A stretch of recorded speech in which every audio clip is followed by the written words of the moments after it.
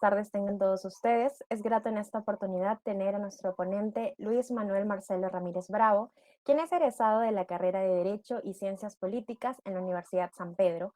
Posee diversos diplomados de alta especialización del Derecho Penal y Procesal Penal. Además, es coordinador académico del Ilustre Colegio de Abogados de Huaura, a quien le damos la bienvenida a IDEJUR, nuestro Instituto de Defensa Jurídica. El tema de ponencia del día de hoy es el juicio oral en el proceso penal. Les recordamos que la certificación es opcional y tiene un costo de 20 soles, certificado por IDEJUR. Sin más preámbulo, le cedo el paso a nuestro ponente, Luis Marcelo Ramírez Bravo. Muchas gracias. ¿Qué tal, Meile? Buenas tardes a toda la comunidad jurídica, a la institución IDEJUR. Es muy grato volver nuevamente a esta institución seria que viene ya posicionándose en el campo del derecho. Y como bien lo has mencionado en esta oportunidad, voy a tratar de un tema de suma importancia y a la vez también de suma relevancia, el cual es el juicio oral en el proceso penal. Si me permiten, me confirman las diapositivas, por favor. A ver, si se llegan a visualizar. Sí se visualizan. Ya, perfecto, perfecto. Muchísimas gracias. Bien, como le acabo de mencionar, en esta oportunidad voy a tocar el tema del juicio oral. Para nosotros poder tocar la estructura del proceso penal y ya abocarnos al tema del juicio oral, tenemos que tener en consideración unos tópicos que van a enmarcar el proceso penal. Desde la etapa de investigación preparatoria, etapa intermedia y la etapa de juzgamiento, o más conocido como juicio oral, tenemos que tener en consideración los siguientes objetivos. Durante la sesión que les voy a explicar, vamos a reconocer primero las tres fases del juicio oral y también vamos a comprender el desarrollo de las mismas. De alguna u otra forma vamos a tener en consideración la manifestación de la fase de juicio oral, la manifestación de las ventajas y el uso de las técnicas de litigación oral en la misma fase de juicio oral. Entonces, ¿qué tenemos que tener en consideración? Que esta fase de juicio oral va a tener como una etapa final ya poder desarrollar todos los elementos actuados, corroborados, comprobados dentro de la etapa de investigación preparatoria con el inicio y la disposición de las diligencias preliminares para ya nosotros poder corroborar la información que vamos a obtener, para nosotros poder mantener la teoría del caso, tanto de la fiscalía como de la defensa técnica, para poder nosotros mantener un juicio técnico y más aún también un raciocinio eficaz para que se pueda tener en definitiva una sentencia que puede ser favorable para nuestro patrocinado o también puede ser una sentencia condenatoria. ¿Qué es lo que tenemos que tener en consideración para ya poder llegar a la etapa de juicio oral? Hay unos conceptos previos, conceptos y fases que se estructuran dentro del juicio oral para ya poder enmarcar todo el meollo del proceso. Como introducción, tenemos que tener en consideración que el juicio oral es la porción mínima del procedimiento penal que debe existir siempre. ¿Por qué creen que existe y debe manifestarse la etapa de juicio oral? Desde la implementación del nuevo Código Procesal Penal en el 2004, donde Huaura fue el pionero de la misma, garantiza primero el juicio previo de poder oralizar la manifestación del juicio oral. ¿Oralizar en qué sentido? Como lo dice Bovino. Oralizar de una forma más nítida, de una forma más clara, de una forma más precisa el proceso que se está teniendo a cabo. Si bien es cierto la investigación preparatoria con la recolección de información, con la recolección de las diligencias correspondientes que va a realizar tanto la fiscalía, tanto las diligencias que van a realizar la defensa técnica, la etapa de juicio oral va a tener dentro de esa fase final aquel procedimiento que va a garantizar tanto al acusado un juicio previo. Un juicio previo que donde se va a regir en base a principios que como regla tenemos que tener siempre en consideración el principio de legalidad hasta el principio de presunción de inocencia. Dentro del procedimiento de juicio oral tenemos que abocarnos nosotros que siempre se debe cumplir y guardar el garantismo procesal. Nuestro código se basa siempre en garantías procesales que van a estar permitidas de lo que establece nuestro código. Y nuestro código también nos va a manifestar qué actos, qué delitos se encuentran también tipificados y también la sanción correspondiente en las mismas. Como concepto, tenemos que tener en consideración que los actos procesales que se van a desarrollar tanto en el juicio oral se tienen que realizar una vez instalada la audiencia, hasta al culminar y también hasta el culminar el pronunciamiento de la sentencia de la misma. Pero ¿qué se tiene que tener en consideración en la etapa de juicio oral? Que esa etapa de juicio oral va a poner fin a la primera instancia de no mediar en el extremo de generar una impugnación al proceso. Una impugnación al proceso que no permita tener el conducto regular correspondiente hasta poder tener un veredicto final por parte del magistrado. Una impugnación que por parte de la defensa técnica que tiene que utilizar sus estrategias procesales para que dentro de la investigación también se busque el esclarecimiento de los hechos correctos y no se entorpezca la misma. Una investigación de juicio oral que con esos actos procesales que les acabo de manifestar van a realizarse actos urgentes e inaplazables que se pueda permitir, así como la investigación preparatoria, y también se pueda corroborar dentro de la misma. El juicio oral nace primero en un sistema acusatorio y se da en 3 condiciones. Previo a eso, nosotros tenemos que tener en consideración que nuestro sistema acusatorio, desde el momento que nosotros adoptamos el sistema del civil law, se rige en base a normas jurídicas y las personas que lo administran son personas conocedoras del derecho. Nuestro sistema acusatorio es un modelo o una acoplación, como le dicen bastantes doctrinarios, a la perucha, a lo peruano, porque ese modelo que nosotros estamos copiando, valga decir el tema coloquial, es un modelo colombiano. El sistema acusatorio colombiano es muy idéntico al que nosotros utilizamos, que es el peruano. ¿Y por qué lo digo que es muy idéntico dentro de nuestro sistema acusatorio? Porque se rige en base a los principios que nosotros mantenemos. Se rige en base a lo que se encuentra estipulado en nuestro código. Se rige en base a las etapas procesales que se tienen que ceñir y más aún a los tratados internacionales a los cuales se rigen. Se rigen en base a estamentos internacionales, tanto el Tribunal Europeo y también la Corte Interamericana de los Derechos Humanos, que tienen que ser garantistas del proceso, no vulnerando derechos innatos de la persona para que se pueda tener un correcto funcionamiento. Como un sentido previo dentro del sistema acusatorio se tiene que tener primero la separación de las funciones de la acusación y del fallo. ¿Por qué? Porque se tiene que garantizar en este proceso una imparcialidad de parte del tribunal. No es lo mismo que yo mande una persona dentro de un proceso y el magistrado conozca a esa persona y pueda tener una cierta parcialidad al tomar la decisión. Tienen que ser personas ajenas del derecho y si existe algún tipo de circunstancia donde el magistrado conoce a la persona, es algún familiar de la persona, se tiene que eximir el magistrado, apartar del proceso y justificar las razones que determinen también su separación del caso presente.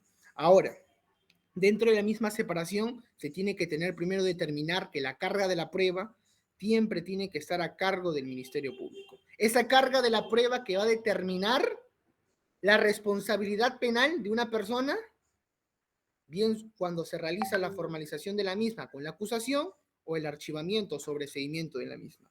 ¿Y por qué se tiene que tener en consideración que la carga de la prueba va a ser elemental? Porque esa carga de la prueba que se va a poder generar va a tener que ser circunstancial dentro del proceso.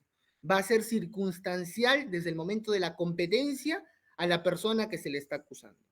Esa carga de la prueba tiene que estar dictaminada desde el inicio de las diligencias preliminares, separando, dependiendo del caso correspondiente, si es un caso simple, un caso complejo, un caso de crimen organizado, para que la parte acusada tenga la determinación y pueda ejercer también de alguna u otra forma su derecho de defensa. Y último paso, el derecho a la defensa, en el cual, como lo define Jorvis Lennon, que se tiene que asumir de un carácter, primero, de contradicción y también de refutación. Esos dos parámetros que lo define Jorvis Lennon va a definir que no vas a contradecir lo que se pueda admitir, sino se va a contradecir a las pruebas que se puedan presentar por parte de la Fiscalía. Yo como defensa técnica puedo contradecir las pruebas que manifiesta la Fiscalía porque yo no estuve el día de ahí. O puedo refutar porque las pruebas que están admitiendo son ilícitas y han sido obtenidas ilegalmente. Ahí el derecho de la defensa y también el Ministerio de la Defensa tiene que actuar de una manera garantista. Tiene que actuar con un respeto a los principios procesales y más aún como lo estipula nuestro código. Y de alguna u otra forma va a garantizar que se pueda tener un correcto funcionamiento en base a juicio oral. Entonces, ¿qué podríamos decir nosotros en lo que les acabo de comentar? ¿Qué principio y qué enseñanza vendría a ser en todo el proceso? ¿Se puede condenar sin necesidad de realizar el juicio oral? ¿Qué creen ustedes, amigos? ¿Se puede condenar? La respuesta vendría a ser que no. No se puede emitir una sentencia condenatoria sin la previa realización de un juicio previo. ¿Por qué?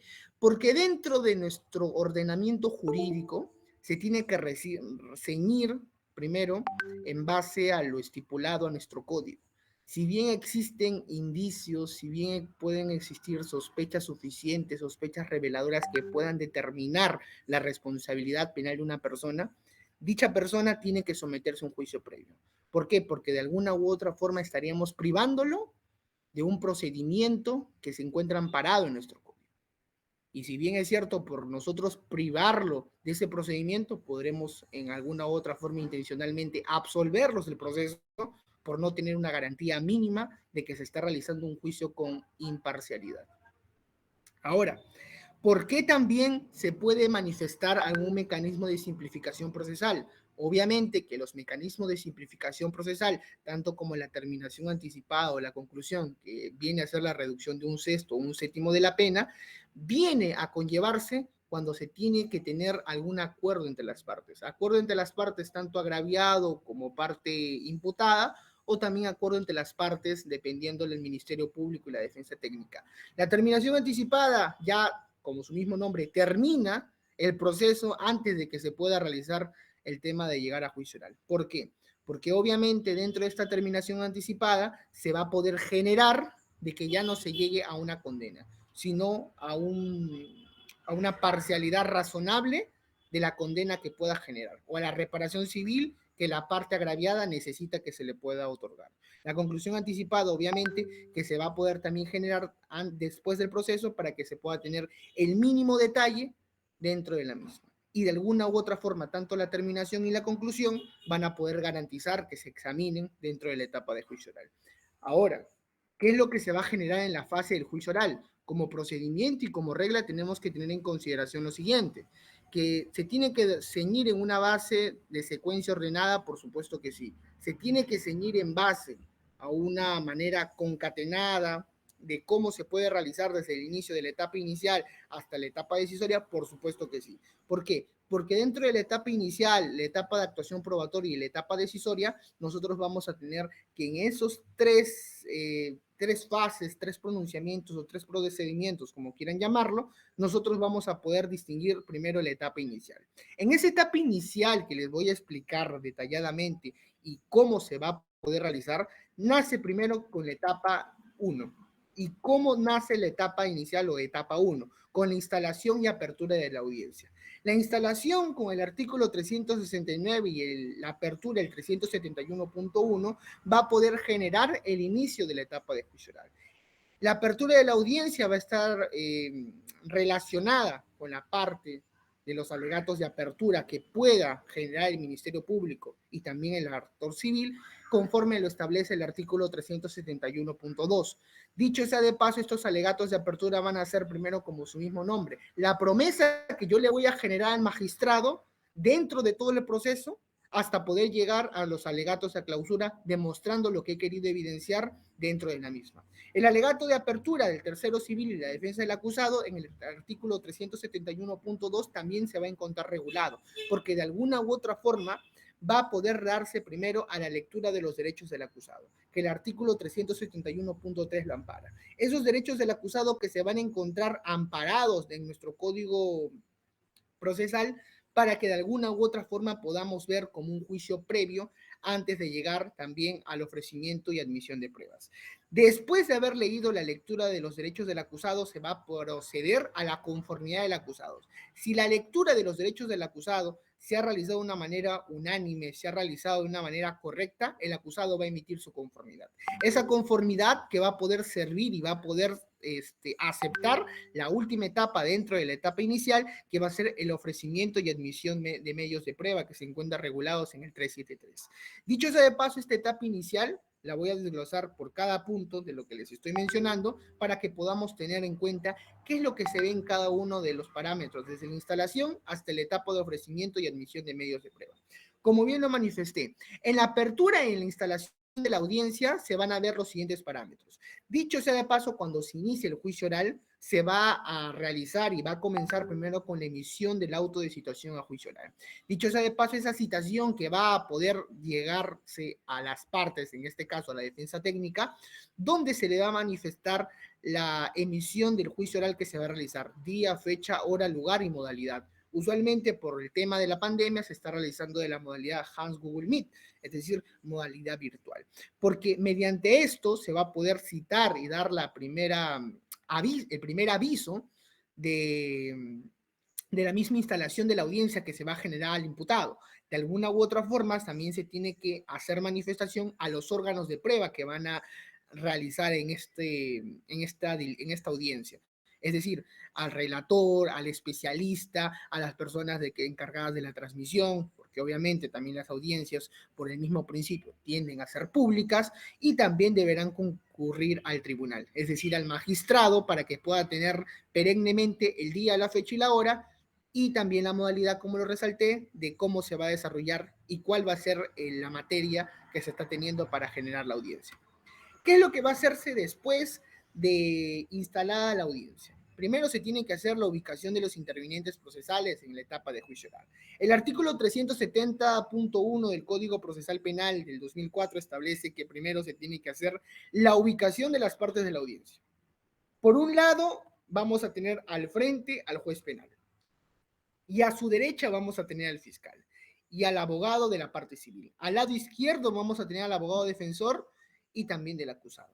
Esto nosotros podemos evidenciarlo en dos casos muy comunes. El caso Mielisa González Gagliuffi, que fue de la persona que atropelló a dos ciudadanos dentro de la carretera Javier Prado, y dicho sea de paso, esta modalidad de audiencia que fue ceñida fue la modalidad presencial, y ahí en el minuto 57 hemos podido evidenciar de cómo es la instalación y ubicación de las partes procesales dentro de una audiencia. El otro caso, el caso Orcero Caji, que también en la misma nos manifiesta cómo es la ubicación pertinente que se tienen que seguir en los procesos judiciales.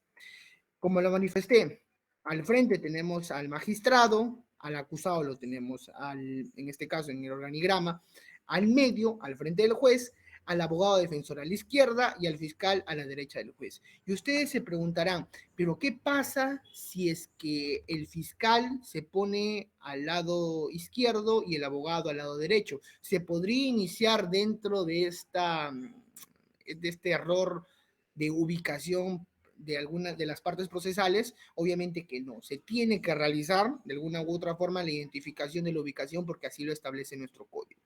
Dentro de la sala de audiencia vamos a tener también en un ambiente contiguo a la sala a las dos partes, a los peritos, a los testigos que van a poder ser facilitadores de poder tener el esclarecimiento de los hechos correspondientes.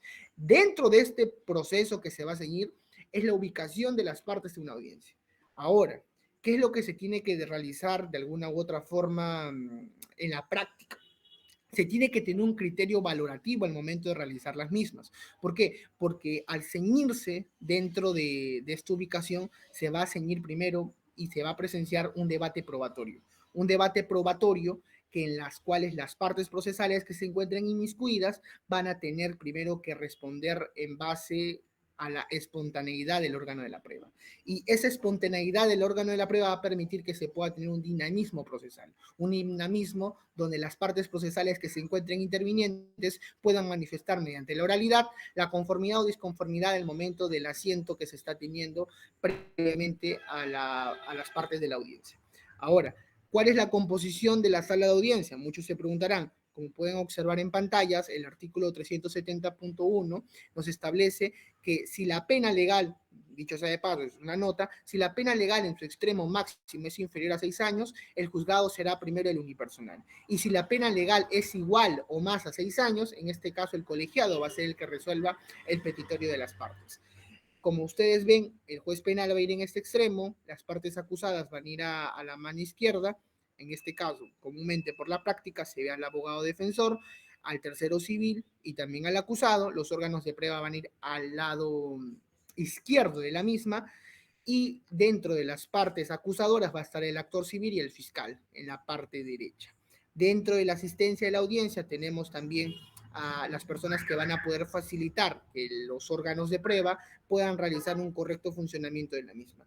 A posteriori se van a realizar el público en general o público presente que va a poder presenciar la audiencia. De alguna u otra forma, esta es la ubicación correcta que se tiene que ceñir dentro de una etapa de juicio oral. Ahora, ¿qué es lo que sucede? ¿Qué es lo que pasaría que en una audiencia no se pueda tener el público presente? ¿Se estaría vulnerando el principio de publicidad? Por supuesto que no, porque hay audiencias donde se tiene solo las partes intervinientes y no el público, porque se guarda el secreto en estos casos que vienen a ser los casos que son en materia de violación sexual a menores de edad o el mismo de tocamientos indebidos para poder resguardar y prevalecer la integridad del niño o niña que ha sido afectado en el mismo proceso. Los alegatos de apertura, ¿tiene su base normativa? Por supuesto que sí. Los alegatos de apertura, como bien lo menciona la práctica, van a iniciarse primero con el fiscal, donde va a exponer resumidamente los hechos de objeto de acusación. Esos hechos objeto de acusación van a poder determinar primero la calificación jurídica y de alguna u otra forma la admisión de las pruebas que se están realizando dentro del proceso.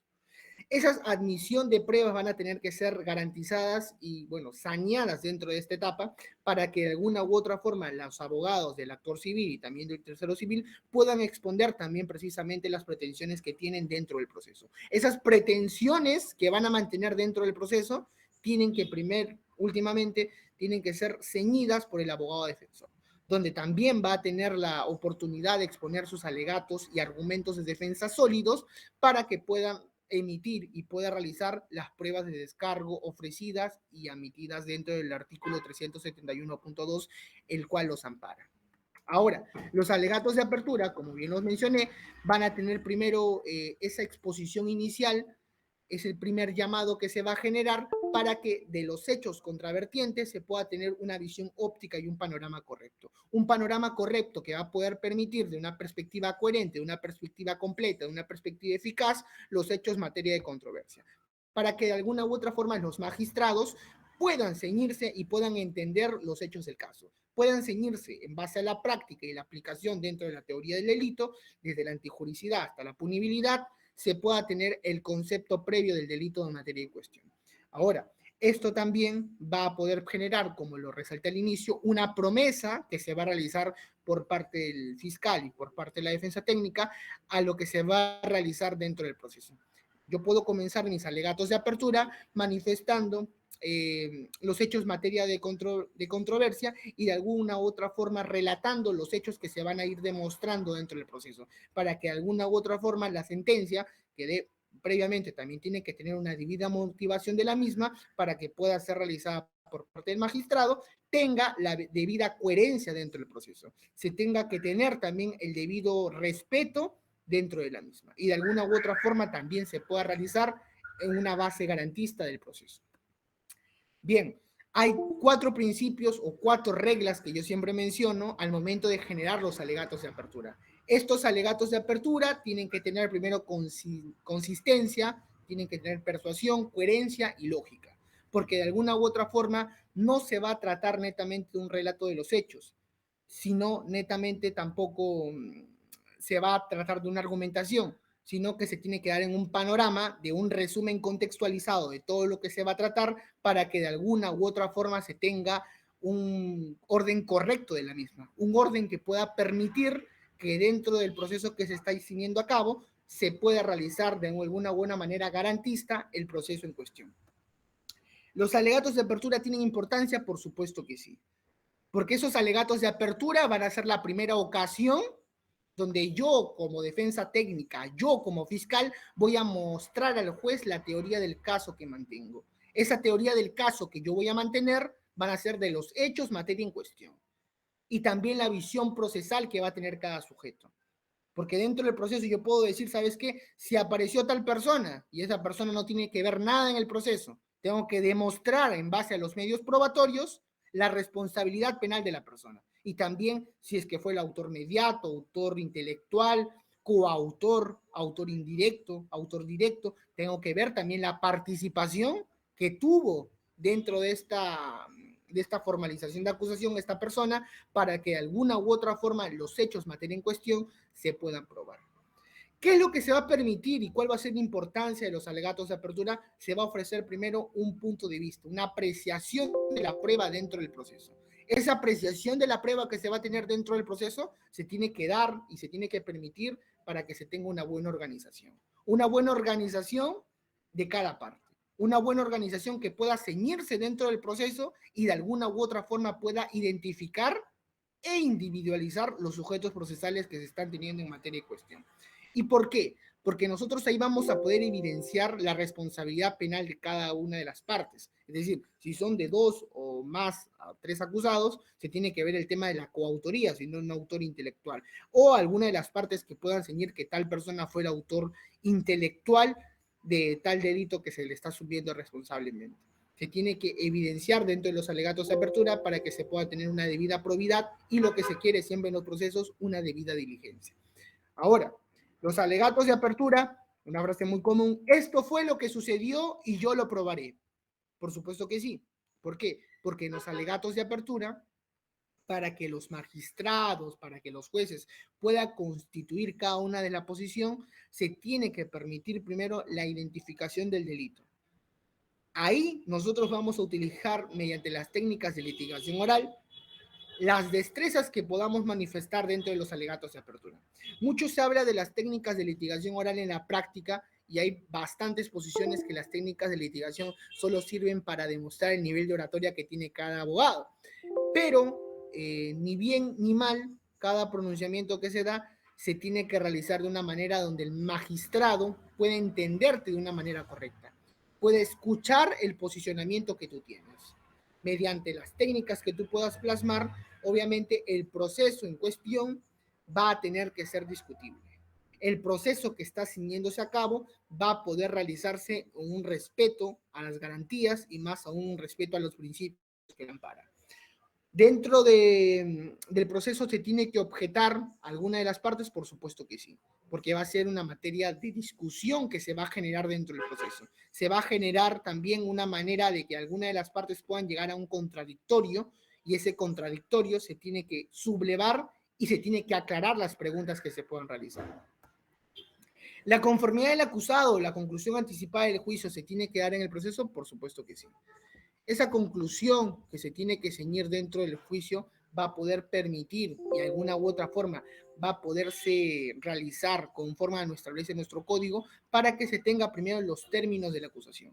¿Por qué razón te están justificando o por qué razón te están acusando dentro del proceso?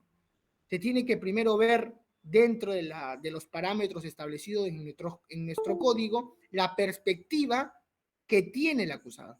Porque yo le puedo leer los cargos formulados en su contra y el magistrado y el abogado puede decir, pero esos cargos no son de los hechos que yo he cometido. Y ha pasado en la práctica, que estaban acusando y sentenciando a una persona cuando no era el responsable.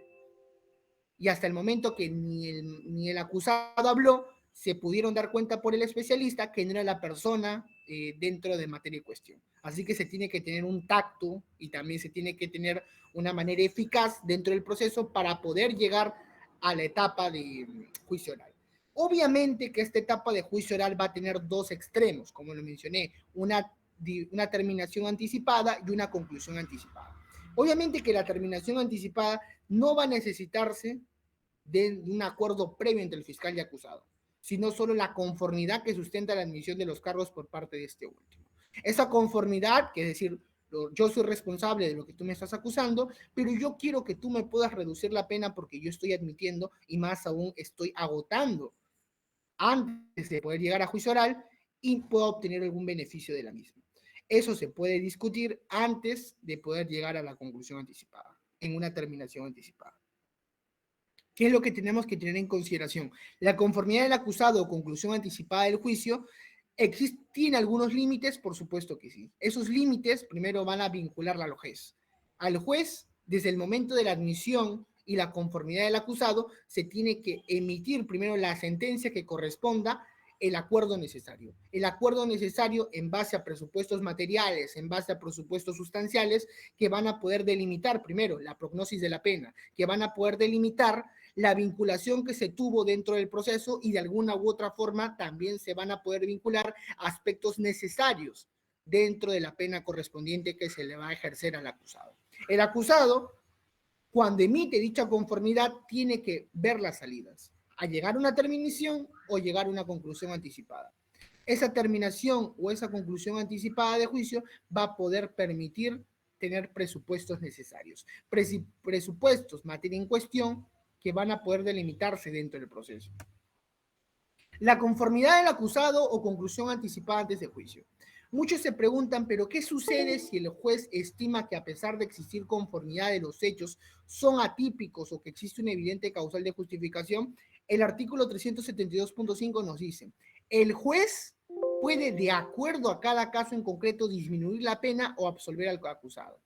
Eso va a ser a criterio valorativo del juez. Si el juez cree que dentro o estima dentro del proceso que está siguiendo a cabo en tu contra no constituye delito o resulta más una concurrencia de una falta o de una amonestación en el sentido de que puedas pagarlo con días multa, puede existirse y determinarse dentro de la sentencia siempre y cuando el juez declare que eso no ha sido justificante para que pueda iniciarse en un proceso. ¿Por qué? Porque el juez va a ser la única persona que va a poder disminuir o va a poder absolver al acusado. ¿En base a qué? En base a los medios probatorios que presente tanto la fiscalía y más aún los medios probatorios de exculpación que pueda presentar la defensa técnica. Es decir, esos medios probatorios que van a poder responder y desvincular a la persona de tal ilícito penal que se está cometiendo en su contra. Entonces, podríamos nosotros decir que el 372.5 va a eximir o en algún extremo atenuar la responsabilidad penal. Y obviamente va a quedar extendida a lo que manifieste el juez dentro del proceso. Va a quedar extendida a lo que el juez pueda decir y pueda dictaminar mediante la sentencia. Esa sentencia que debe estar debidamente motivada, como lo recalco siempre, para que se pueda tener un mejor razonamiento y raciocinio de las razones justificantes de la misma. Ofrecimiento y admisión de medios de prueba. Este acto que les voy a mencionar dentro del ofrecimiento y la admisión de medios de prueba se va a habilitar primero con dos vertientes. Cuando se haya tenido un conocimiento de nuevos medios de prueba que lo ampara el 373.1 del Código Procesal Penal o también que sean indebidamente inadmitidos. Esa debida inadmisión de los procesos van a poder surgirse durante la audiencia. Durante la audiencia donde se tiene que dar un control sustancial porque la norma exige que la parte interesada debe ofrecer una especial argumentación. Una especial argumentación y más aún de eso, una aclaración de los medios de prueba que yo estoy presentando. ¿Por qué? Porque si yo presento una prueba nueva, tengo que fundamentar el por qué se está teniendo esa prueba nueva. Tengo que fundamentar el por qué se está teniendo que realizar esta situación panorámica y de alguna u otra forma tengo que tener el conocimiento previo de por qué se está realizando. Yo puedo presentar una prueba nueva porque se ha tenido una defensa ineficaz en el anterior proceso y yo valoro como juez que esa prueba nueva que se está presentando ha sido razón justificante para que pueda tener una defensa ineficaz. Y de alguna u otra forma puedo también evidenciar que dentro del proceso el anterior colega no ha podido tener el raciocinio suficiente para poder evidenciar. No presentó, no sé, el arraigo laboral correspondiente o el arraigo domiciliario o de alguna u otra forma no presentó razones justificantes que puedan determinar la exculpación de alguna persona que se está teniendo. Ahora, dentro de las partes se tiene que reiterar, como dice el artículo 373.2, lo que la norma le va a exigir a la parte interesada. ¿Y qué es lo que le debe exigir a la parte interesada? Que una vez que se pueda admitir la misma, se pueda generar primero un ofrecimiento de pruebas correspondientes. Si las pruebas han sido indebidamente inadmitidas, se tiene que evidenciar y se tiene que poner en conocimiento al magistrado que si se ha admitido una prueba prohibida, se ha admitido una prueba ilícita, se tiene que excluir la prueba porque obviamente no va a ser favorable para mi cliente y obviamente también va a poder distorsionar la decisión que pueda tomar el magistrado. La etapa de juicio oral se ciñe en base a una etapa de actuación probatoria.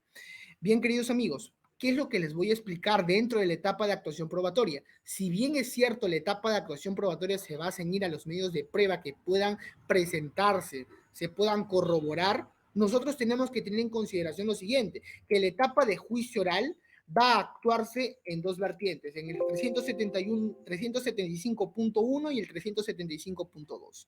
¿Cuál va a ser la finalidad de la actuación probatoria? La finalidad de la actuación probatoria va a poder tener como fin determinar la verdad de los hechos y más aún sobre la base de la práctica oral de la prueba. ¿Y por qué lo defino así? Porque ahí nosotros vamos a poder ver en el orden de legar el examen del acusado, la actuación de los medios de prueba, el tema de la primacía de la oralización y dentro del juicio o dentro de la orden judicial ya podemos enmarcar lo que el juez va a definir, es decir, de cómo va a actuar dependiendo cada tipo de prueba que se está ordenando. Dentro de esto, nuestro artículo 375.2 nos manifiesta que este orden probatorio se tiene que dar en base a los medios de prueba ofrecidos y más aún ofrecidos y admitidos para que se pueda tener en correlación. ¿Sabes qué? Esta prueba sí es necesaria que se pueda admitir porque esclarece los hechos de la investigación que se está teniendo en cuestión. Y más aún este medio de prueba que también puede darse y puede presentarse tanto al magistrado y tanto a la defensa técnica, se tiene que darse en un marco del principio de legalidad. Un principio de legalidad que se tiene que tener siempre enmarcado y más aún en el marco del principio de la congruencia procesal.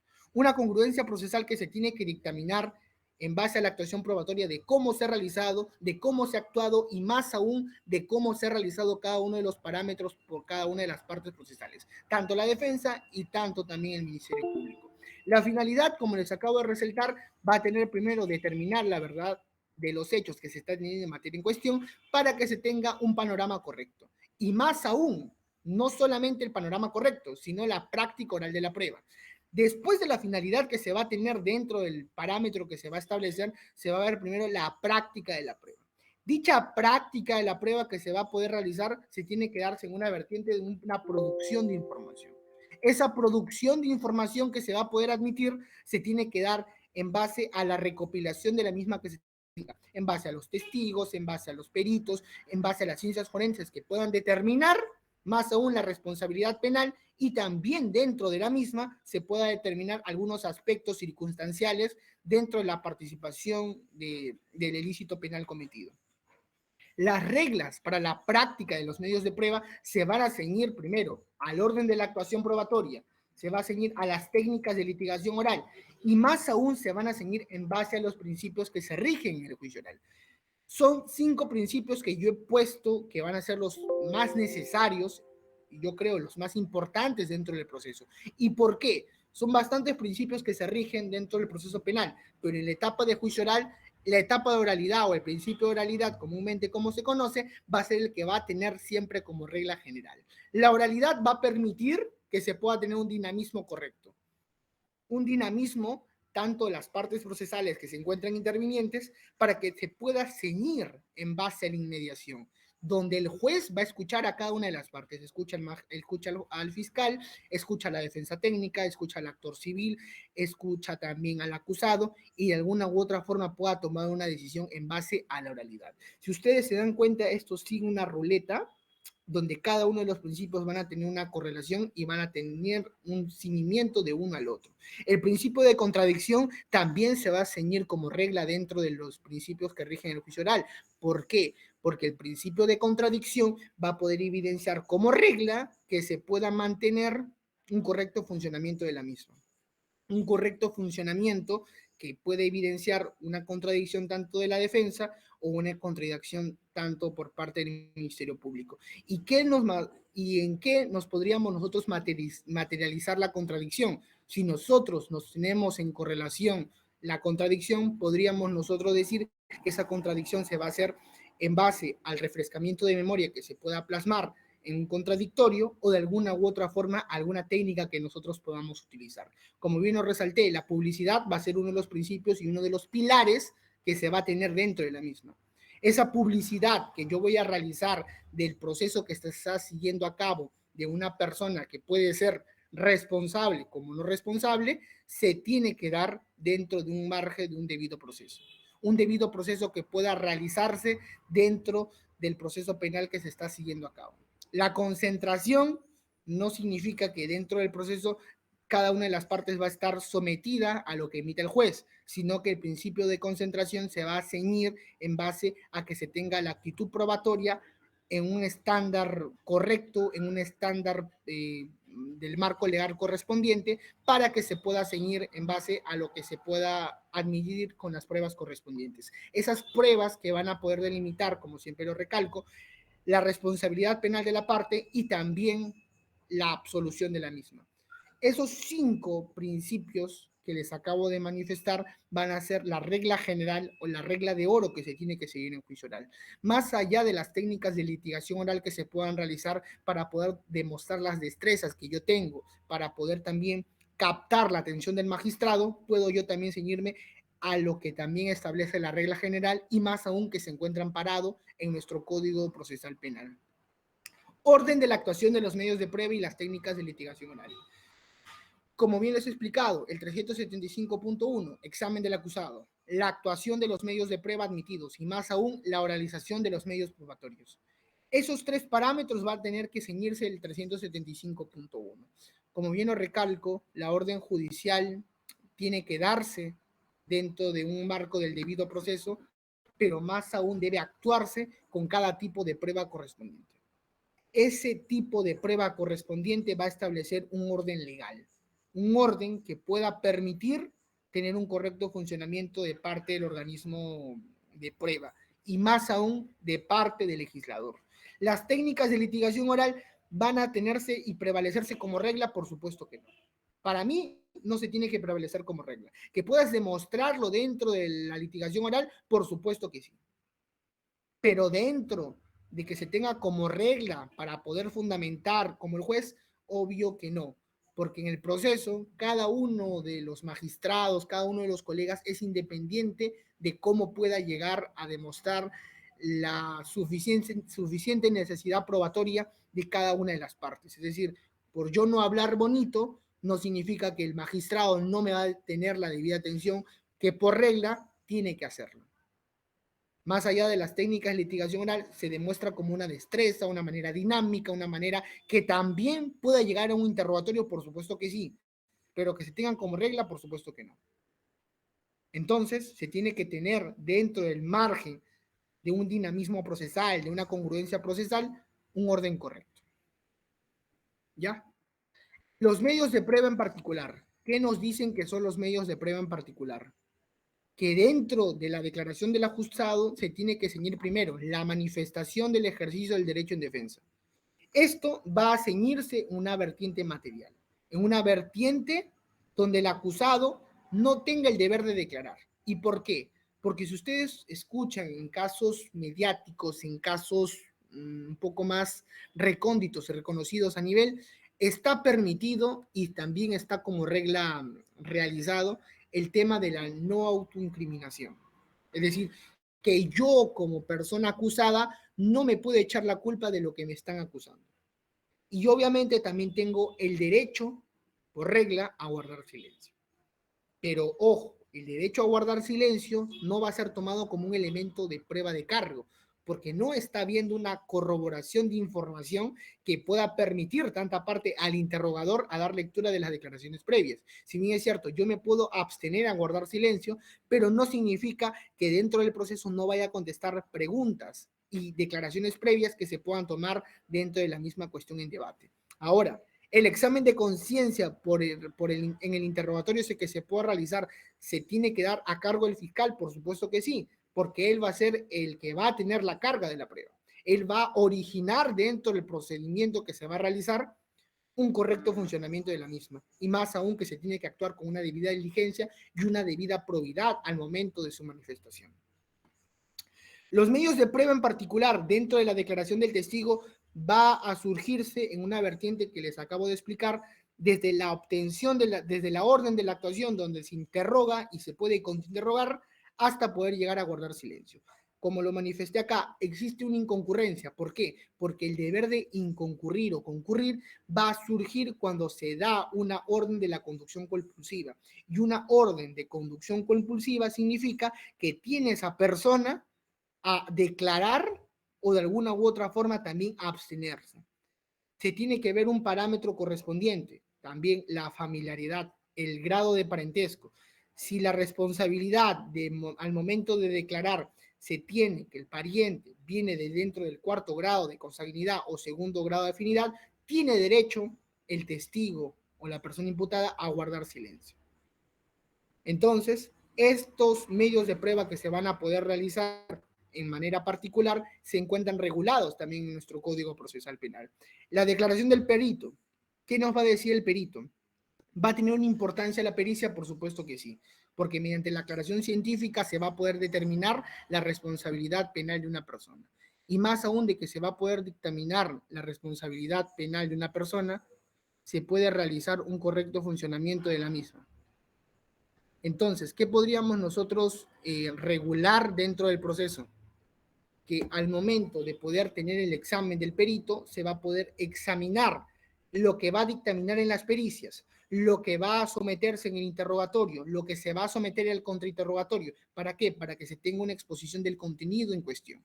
Una disposición y más aún una exposición en base a conclusiones referentes al examen que se está teniendo en debate. Y más aún, el perito tiene que ser un facilitador del esclarecimiento de los hechos. Como lo dije, la inconcurrencia siempre va a surgir, porque cuando no concurra se ordena la conducción compulsiva y esa conducción compulsiva va a poder permitirle al perito de que pueda emitir su juicio de valor, puede emitir su juicio crítico de la pericia que está haciendo en debate y de alguna u otra forma se pueda tener un orden concatenado de las ideas que se van a mantener y de alguna u otra forma se pueda tener el esclarecimiento de los hechos correctos. Ahora, los medios de prueba en particular, ¿cuáles son las declaraciones del agraviado? El agraviado, obviamente, puede tener la condición de testigo, independientemente de cómo se pueda constituir, independientemente de cómo se pueda referir en el actor civil. Esta persona, el agraviado, debe concurrir a declarar cuando esté emplazado en calidad de testigo. ¿Por qué? Porque obviamente esa persona, al momento de concurrir, al momento de poder declarar, va a poder permitir ser escuchado por el juez y puede también manifestar lo que ha sido, lo que ha observado y lo que le han realizado dentro del proceso.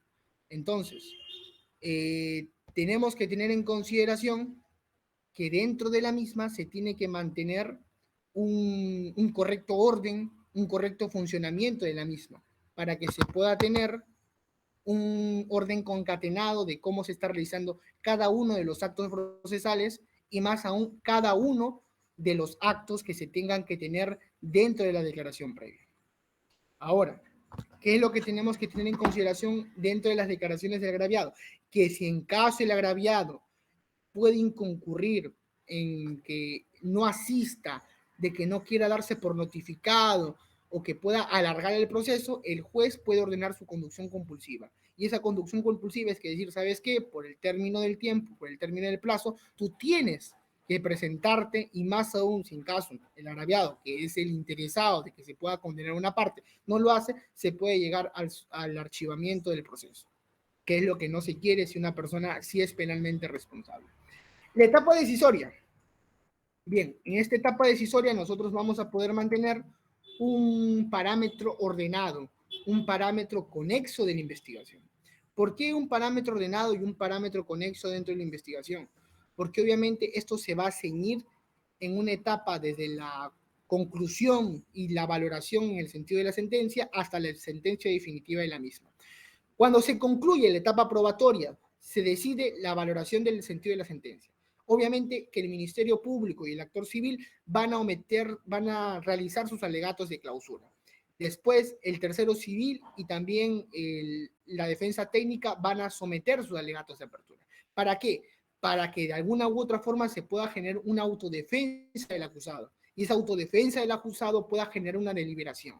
Esa deliberación, es decir, una materia en debate, tanto el colegiado o el juez unipersonal pueda diferir o pueda manifestar mediante los medios de prueba ofrecidos, de los medios de prueba admitidos y más aún de haber escuchado a cada una de las partes procesal, dictaminar la sentencia correspondiente, dictaminar los hechos materia en cuestión y más aún dictaminar los hechos materia en debate que se ha tenido como etapa decisoria. Esta etapa decisoria va a poder permitir que en base de todo el proceso se pueda tener un orden final y también una sentencia suficiente en base a todo lo que se ha realizado. Obviamente es que el juez va a emitir su sentencia y su juicio de valor en base a las pruebas que se le han presentado, porque un juez no puede manifestar dentro del proceso lo que no ha sido materia en debate y más aún de lo que no ha sido materia en cuestión. Tiene que ceñirse en base a lo que ha sido ofrecido y más aún a lo que ha sido corroborado y comprobado en base a los peritos y testigos que se tienen dentro del juicio oral.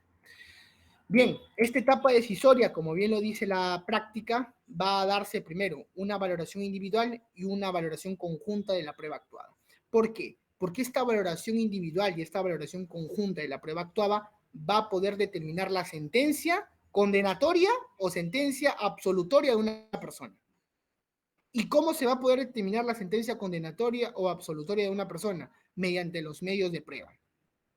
Con los medios de prueba yo voy a poder dictaminar una etapa conclusiva del juicio. Yo le voy a poder decir a cada una de las partes, ¿sabes qué? Suficiente con lo que he escuchado, yo voy a dictaminar mi sentencia en base a lo que ustedes me han presentado, en base a lo que he podido escuchar del Ministerio Público y en base a lo que he podido escuchar a la defensa técnica.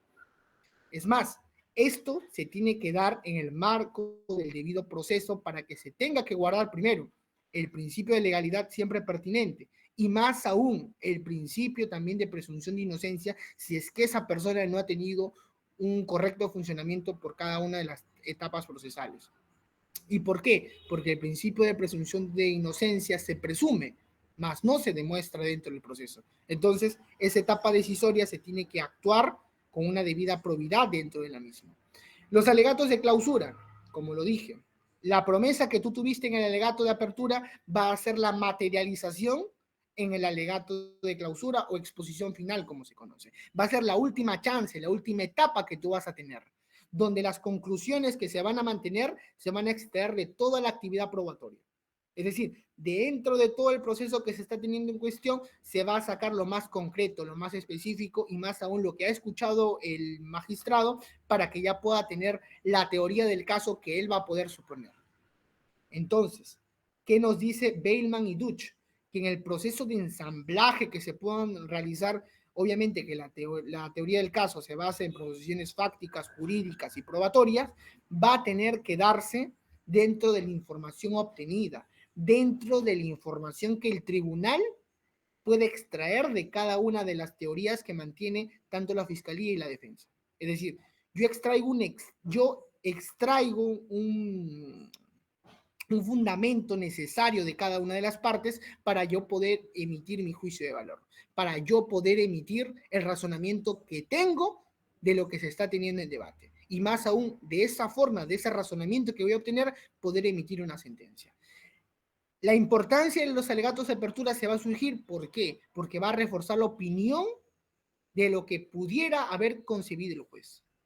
Esa opinión va a determinar el convencimiento del juez. Yo convenzo al juez porque esto va a poder aceptarse dentro de nuestra teoría del caso. El juez puede aceptar nuestra teoría en su totalidad como en su parcialidad. Y más aún, en concreto, tengo que demostrarle al juez que existe una coherencia, que existe también un orden concatenado y más aún una vertiente correcta de lo que se ha realizado. Y más aún, dentro del proceso se tiene que tener en consideración que tiene que existir una etapa de persuasión al juez. Esa etapa de persuasión al juez va a ser muy necesaria y muy importante, porque el juez va a poder emitir el juicio crítico al final dentro de poder culminar el alegato de clausura. Una diferenciación tremenda. Sobre la exposición de los hechos, en el alegato de apertura, ¿qué puede decir una de las partes? Se dice o promete al juez lo que verá y que serán probados. El alegato de clausura, la argumentación tiene como base lo probado. Es decir, lo que yo prometí lo puedo refrendar y lo puedo mantener en mi alegato de clausura. Sobre la prueba, en el alegato de apertura, aún no ha habido una actuación probatoria y en el alegato de clausura ya se culminó la fase de actividad probatoria. Porque en base a las pruebas, en base a los hechos, yo he podido demostrar la responsabilidad penal de una persona. La argumentación en el alegato de apertura es una posición parcializada del litigante, en el de clausura una conclusión objetiva, porque esa conclusión objetiva va a poder determinar la responsabilidad que tuvo mi cliente dentro del proceso, la responsabilidad que tuvo la persona que yo estoy defendiendo y más aún el grado de participación y más aún el daño que ocasionó a la otra parte. El recurso lingüístico, un ejemplo, señores magistrados, como ustedes verán, probaremos que, y en el alegato de clausura, como ustedes vieron, hemos probado que, ustedes han podido observar diferentes tipos de palabras lingüísticas que puedan permitir tener una diferenciación correcta tanto en la apertura y también en la clausura del alegato. Los alegatos de clausura tienen que darse en 4 posiciones: breve, directo, conciso, mantener la coherencia lógica. Y obviamente se tiene que tener en consideración que no va a ser solamente una exposición, solamente va a ser una exposición y no una lectura de lo que se va a manifestar al final. Es decir, no voy a leer todo el embrollo que he tenido en materia en cuestión. Las habilidades del litigante van a ser materias necesarias dentro del alegato de clausura, por supuesto que sí. Una voz apropiada, un lenguaje corporal, un lenguaje sencillo, un lenguaje claro, hablar dentro del alegato de clausura, no leer los fundamentos ni tampoco estar observando a cada rato el papel, exponer, no confrontar ni mostrar prepotencia dentro de la etapa de clausura. Así se pueda ver que tú hayas podido tener una posición ganadora, así hayas podido observar que lo que tú has manifestado haya sido más convincente de lo que manifiesta el fiscal, porque a las finales la determinación de todo lo que has realizado va a ser por parte del juez. Los alegatos de clausura, como lo dije, un proceso de ensamblaje se va a dar primero en base a la teoría que se ha mantenido y lo que se va a buscar dentro de este alegato de clausura es unir de manera ordenada, una manera coherente, una manera lógica, la información obtenida por cada una de las partes. Esto va a permitir que se pueda tener una determinación. Es decir, si acreditamos nosotros la teoría del caso que tenemos en debate, vamos a poder respondernos qué ofreció probar la contraparte o qué ofrecimos probar, lo logramos, qué dijo nuestro testigo, qué perdimos frente al contrainterrogatorio, hacer un examen o una retroalimentación de cómo hemos podido actuar dentro de nuestro alegato de clausura. Y más aún, dentro de las etapas de objeción, dentro de las etapas de contrainterrogatorio, vamos a evidenciar las preguntas que hemos podido realizar, si han sido pertinentes, no pertinentes, si han sido en un orden conexo dentro de la investigación o si también nos hemos desviado del tema al momento de realizar estos alegatos de apertura. Los alegatos de apertura van a tener como fin, desde el momento, contrastar. Subsumen el tipo penal objeto de acusación. ¿Por qué? Porque es de alguna u otra forma se va a poder verificar cada uno de los elementos subjetivos que se tienen en materia de debate. Al fiscal le va a corresponder los hechos ya probados.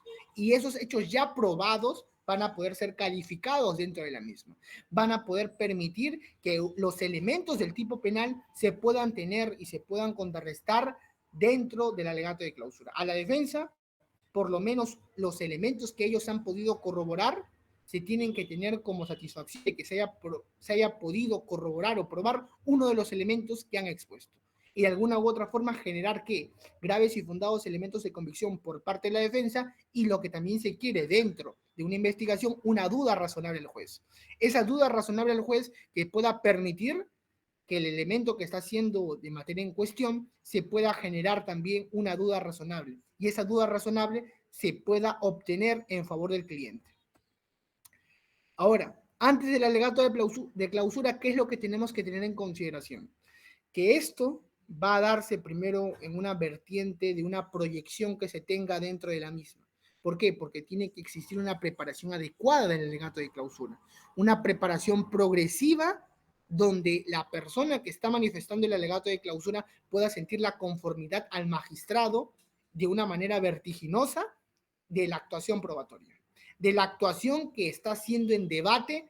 ¿Para qué? Para que la parte acusada, la parte del magistrado, pueda entenderte de una manera coherente, de una manera eficaz, en la postura que tú has mantenido dentro del proceso penal.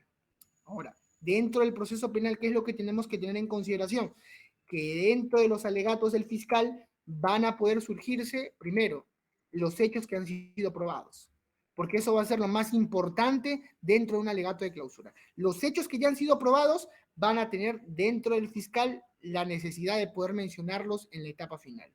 ¿Por qué? Porque estos hechos probados van a manifestar lo fundamental que se ha tenido en la etapa de juicio oral, o mejor dicho, en la etapa de acusación. Estos hechos probados que se van a tener en el alegato de clausura se van a poder primero retrotraer a la información necesaria que haya podido presentar el fiscal y de alguna u otra forma que debe ocupar el caso correspondiente que se está teniendo. Esto se da conforme al requerimiento que establece el fiscal mediante la utilidad, mediante la pertinencia que puede ocuparse dentro de las mismas para que se pueda tener una debida motivación de la sentencia. Esa debida motivación de la sentencia va a reiterarse al momento de la acusación. En alguna u otra forma se reitera si no existen razones justificantes, si es que la persona que se está acusando no encaja dentro del tipo penal y más aún no encaja dentro de la teoría del delito, se tiene que hacer el retiro de la acusación. ¿Y por qué se tiene que hacer el retiro de la acusación?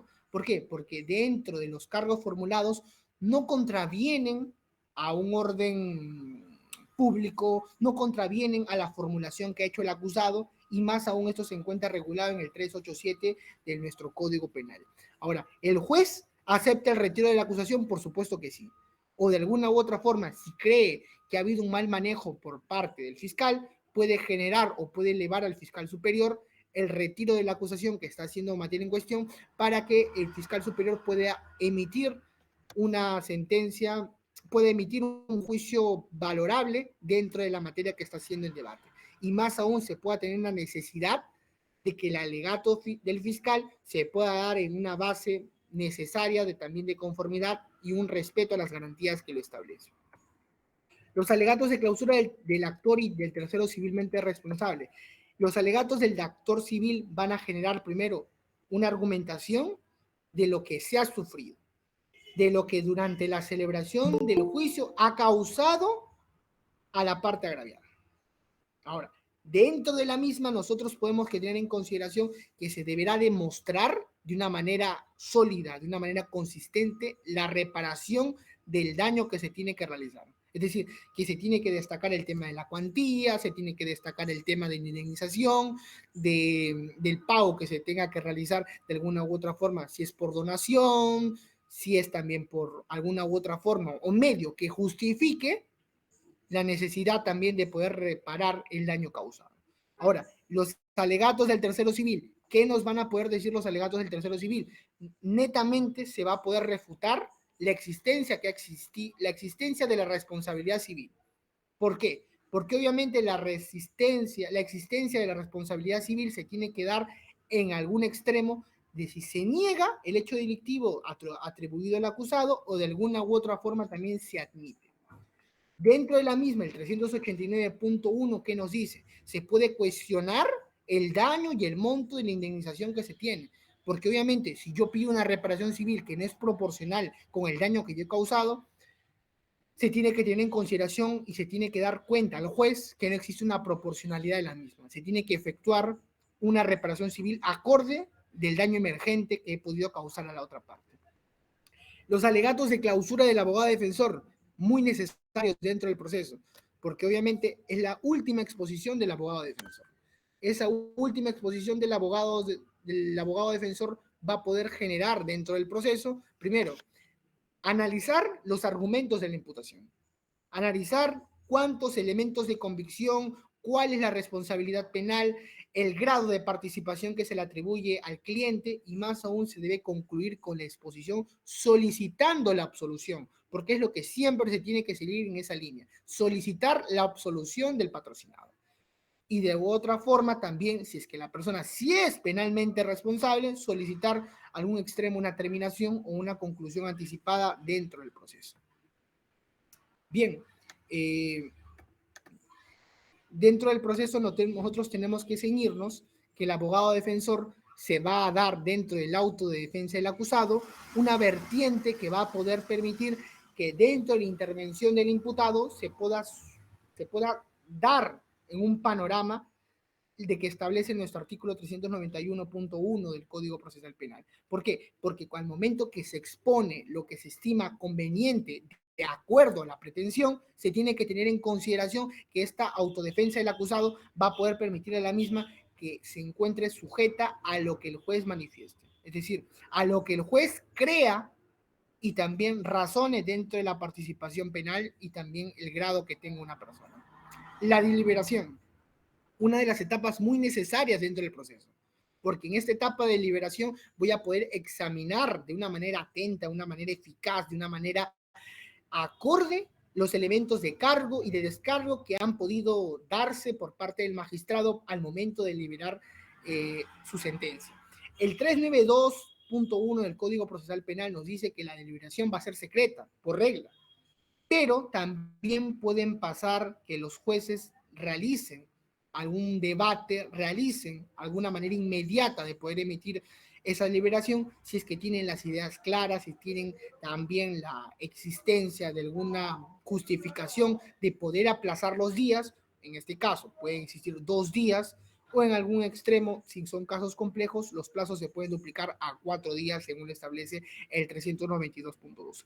Va a depender mucho también del caso presente, si es un caso simple, un caso complejo, un caso de crimen organizado, la participación y los días de deliberación que se van a tomar los magistrados o el juez encargado que está teniendo el caso presente.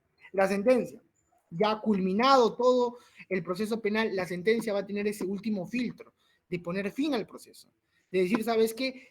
La información que ustedes me han podido presentar se encuentra expresamente regulado en tal artículo y más aún se encuentra tipificado dentro de la teoría del delito como un hecho antijurídico, un hecho reprochable, un hecho condenable, va a poder permitir que esa sentencia pueda generar una manifestación al juez de la existencia de un ilícito penal cometible.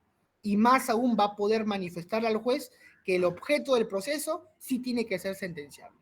Entonces, la sentencia, el 394 del Código Procesal Penal, nos establece que esa sentencia tiene que tener como regla una debida motivación. Una debida motivación que permita al juez que no pueda generarse alguna apelación, que por regla también se pueda dar por parte del acusado, pero también una fundamentación concreta en base jurisprudencial, en base a los hechos actuados, para que se pueda tener un mayor orden concreto de la misma. La sentencia, ¿cómo culmina? Primero, con la lectura de la misma. Siempre se tiene que dar esta sentencia con la lectura en la misma audiencia. Va a ser en presencia del acusado, puede ser facultativo, puede estar en presencia del abogado, presencia en cada una de las partes procesales, y después de esto se tiene que hacer la notificación de la sentencia. Esto se da mediante una audiencia con la lectura de la notificación de la sentencia. Dentro de la notificación de la sentencia se le tiene que manifestar a cada una de las partes procesales si se encuentran conformes con la sentencia emitida por parte del magistrado. Ahí ellos pueden manifestar, ¿sabes qué? Apelamos o podemos reservarnos el derecho a poder emitir otro juicio de valor. Bien, queridos amigos, eso ha sido todo el juicio oral explicado en tres etapas, desde la etapa inicial hasta la etapa decisoria. Espero que haya sido muy dinámico la forma que les he podido explicar y si hay alguna duda, quedo atento también a poder absolverla dentro de la misma. Muchas gracias.